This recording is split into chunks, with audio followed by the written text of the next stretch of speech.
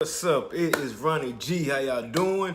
So, what is the difference between being optimistic and realistic? And I want to explain this to y'all. And this is my opinion, by the way. You can disagree, you can agree. I'm thinking that some of y'all may agree with me because I'm going to make a point. I think having both is very essential to whatever that you do, whatever it is that you want to do in life. I believe you have to be realistic and optimistic. Now, I'm more on the optimistic side. Honestly, I am. When it comes to me, look, you can ask any one of my friends, anybody that knows me knows that I'm always optimistic about any situation, no matter what it is. And I think that optimism comes from having that lion type nature where it doesn't matter what's in front of you, it's going down. It doesn't matter what the situation is, it's going down.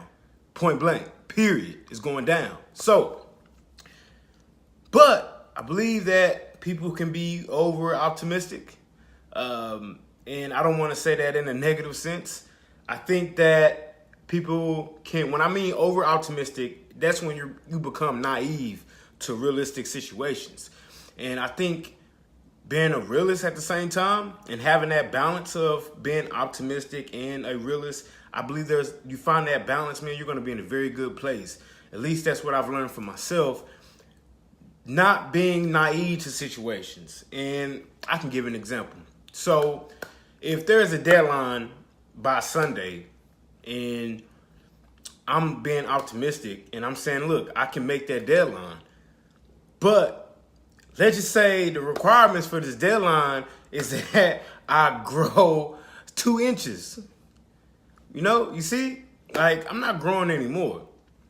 Now, if you want to be over optimistic, you can say, well, I believe that one day, the height requirement is going to change, or, you don't need to grow 2 inches. So we're going to make the deal. We're going to make the deadline because we don't have to grow those 2 inches.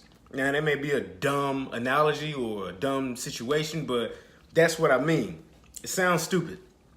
It really does. It sounds really stupid. And I hope I explained that the best way, but being realistic about situations like, okay, let's just say I missed this deadline.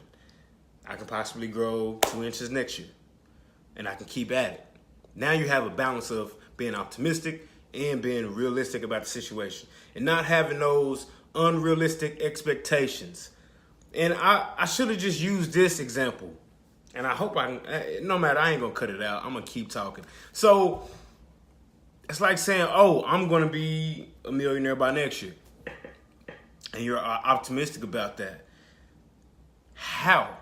How are you going to be a millionaire by next year? How is that going to happen? How? You work a job that's $30,000. Or you may have this invention idea.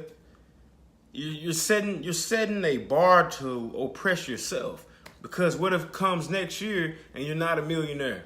We've all been there, right? You made plans, you've done things that lined up. You planned out your whole next year, month to month. This is what's gonna happen. I'm gonna get these many clients, or I'm gonna make this much improvement so I can get that promotion.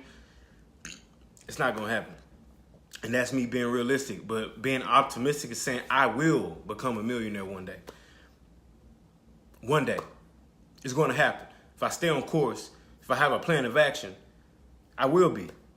But most times, most people don't. So they don't have that. And then when they're too much of a realist, they're not optimistic. And when they're too optimistic, they become naive to real life situations. That stuff takes time. Everything takes time in life. So I think you got to have a balance of, okay, this is the situation.